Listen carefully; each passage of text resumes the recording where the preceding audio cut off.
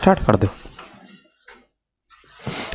नमस्कार दोस्तों, आप सभी का अभिनंदन और बहुत बहुत स्वागत है आपके अपने YouTube चैनल देवेंद्र क्लासेस में। उम्मीद है शानदार होंगे। तो टॉपिक हमारा है अजमेर शरीफ के ऊपर बात करेंगे और हिंदू मंदिर के ऊपर बात करेंगे, जो कि इस समय विवादों में भी चल रहा है, लेकिन हमारा काम पढ़ाने का है, तो पढ़ाने के दृष्टि से आपको समझाएंगे चीज़ों को। तो देखिए, अजमेर शहर की बात करें तो राजस्थान में स्थित है। काफ़ी प्रसिद्ध शहर है राजस्थान में अजमेर, जो कि अरावली की पहाड़ियों के पास में स्थित है ना।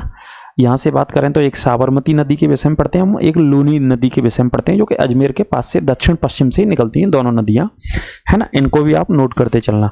तो अजमेर शहर की यदि हम बात करते हैं और दिल्ली की बात करते हैं तो 8वीं सदी से, यानी कि 7वीं सदी के लास्ट और 8वीं सदी के स्टार्टिंग के चरण से, यानी कि पहले चरण से यहाँ पर चौहान वंश का शासन था। कौन सा वंश? चौहान वंश शासन करता था अजमेर पर। ठीक है, पहले अजय मेरू करके नाम था अजमेर का। क्या नाम था? अजय मेरू नाम हुआ करता था।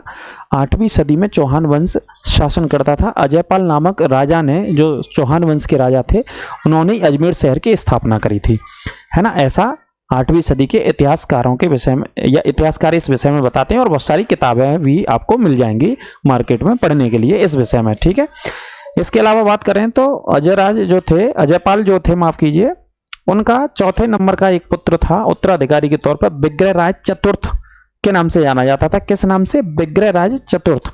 तो उनके बारे में यह कहा जाता है कि उन्होंने अपने शासन के समय काल के दौरान बहुत सारे मंदिरों का निर्माण अजमेर के अंदर कराया था।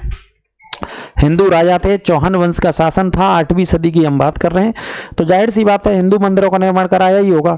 इस समय जैसे कि सरकारें चल रही हैं भारत में, तो जैसे अभी हाल ही में राम मंदिर का निर्माण कराया गया, जैसे श्री कृष्ण मंदिर का निर्माण आने वाले समय पर होगा। मिर्जापुर के अंदर उत्तर प्रदेश में मां विंध्यवासिनी का जो मंदिर है उसका निर्माण चल रहा है। मां शाकंभरी देवी मंदिर का निर्माण सहारनपुर के अंदर।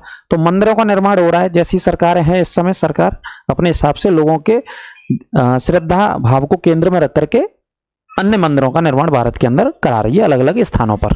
ठीक है, उसी समय, उस समय की बात करें 8वीं शताब्दी की, तो अजमेर के अंदर जो राजा रहे उन्होंने हिंदू मंदिरों का निर्माण कराया था। ये इतिहासकारों के द्वारा बताया गया है, बहुत सारी पुस्तकों में लिखा है, जहां तक हमने पढ़ा है, और आप भी पढ़ सकते हैं पुस्तकें खरीद करके।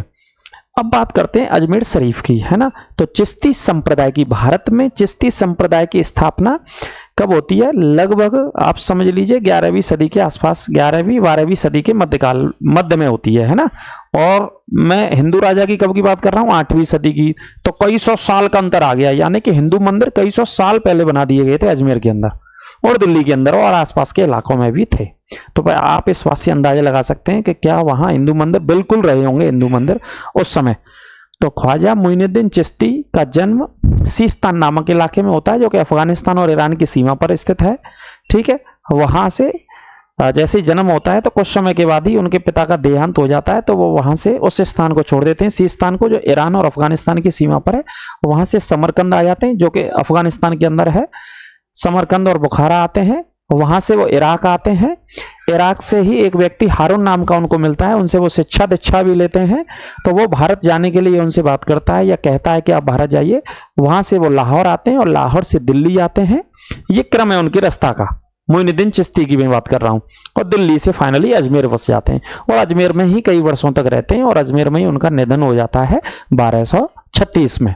ठीक है, तो 12वीं शताब्दी की मैं बात कर रहा हूं, 11वीं के और 12वीं शताब्दी में उस समय भारत में चिश्ती संप्रदाय को लेकर के आए थे मुइनुद्दीन चिश्ती भारत के भीतर, और चिश्ती संप्रदाय की स्थापना करी थी। चिश्ती का अर्थ वैसे बात करें तो चिश्ती का मतलब प्रेम करना होता है, सामाजिक सेवा करना होता है, करुणा से लोगों के साथ रहना होता है ना, आध्यात्मिक जीवन बिताना होता है, त्याग करना अपने जीवन में, यह चिश्ती का अर्थ होता है, चिश्ती का मतलब होता है, जो नाम के पीछे लगा हुआ है। और उन्होंने पूरा जीवन इसी तरीके से बिताया, जैसा कि इतिहासकार पुस्तकों में लिखा है। ठीक है, तो आगे हम बात कर लेते हैं। ये तो थोड़ा सा आपको बता दिया। अब जैसे मैं थोड़ा सा आपको बता देता हूं, जैसे कि ये आप देख रहे हैं, ये अजमेर की वही अजमेर शरीफ दरगाह है। ठीक है, कौन सी है? यहाँ पर लोग अपने दर्शन करने के लिए जाते हैं, इबादत के लिए जाते हैं। ये चित्र आप देख रहे होंगे। ठीक है, तो मैं आपको बता देता हूं, यहां से देखिए, फटाफट से शॉर्ट में खत्म करते हैं इस वीडियो को।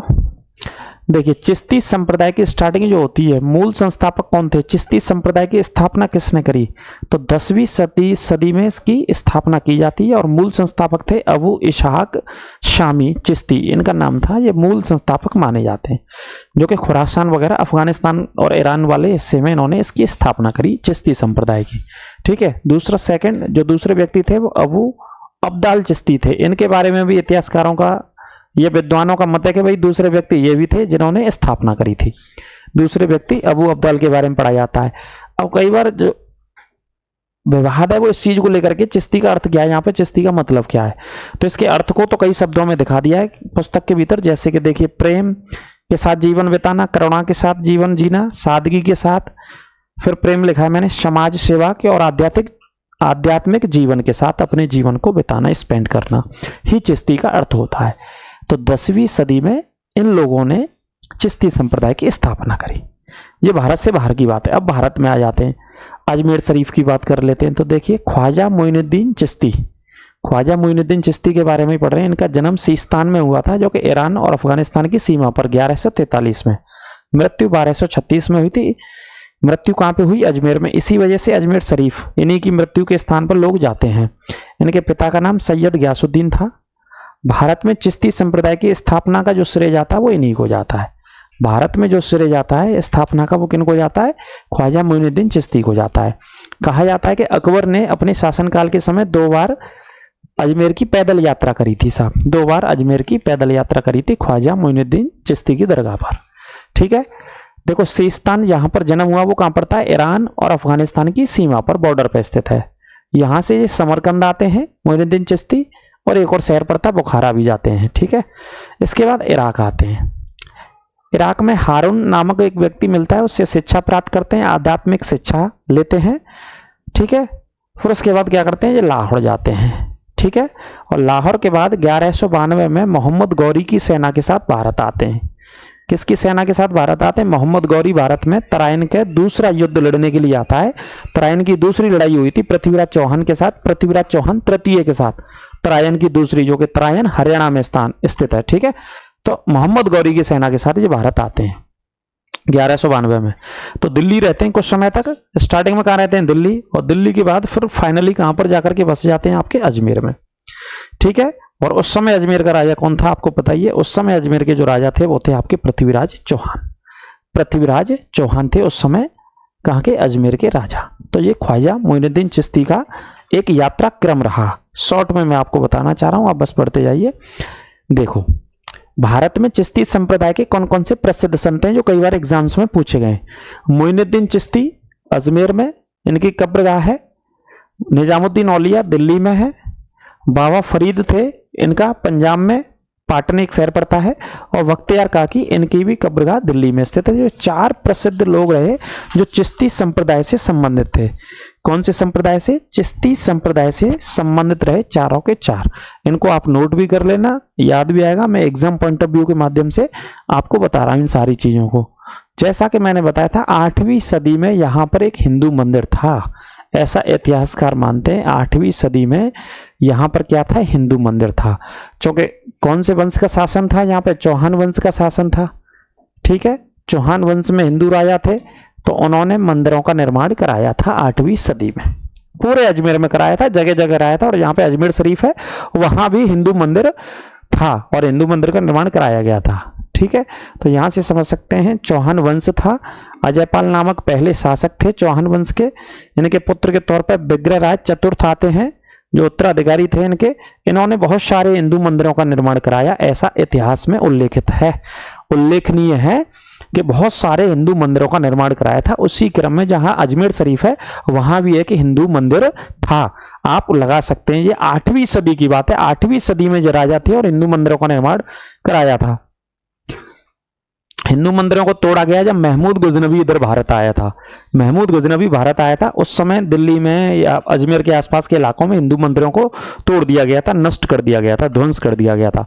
उनके स्थान पर फिर बाद में मोहम्मद गौरी ने, और उसके अलावा आपके मोहम्मद गौरी का एक गुलाम था कुतुबुद्दीन ऐबक, इन लोगों ने मिलकर के इस तरीके की मज़ारों का निर्माण कराया था। किसका निर्माण कराया था? मज़ारों का निर्माण कराया था। ठीक है। तो ये शॉर्ट वीडियो थी आपके लिए, आप इसे नोट कर लेना।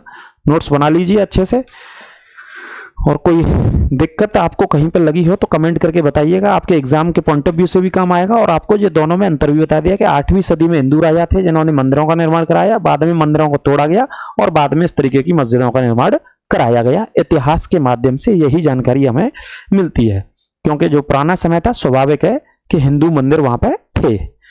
तो क्लास कैसी लगी कमेंट बॉक्स में अवश्य बताइए। नमस्कार, राधे राधे, जय श्री कृष्ण।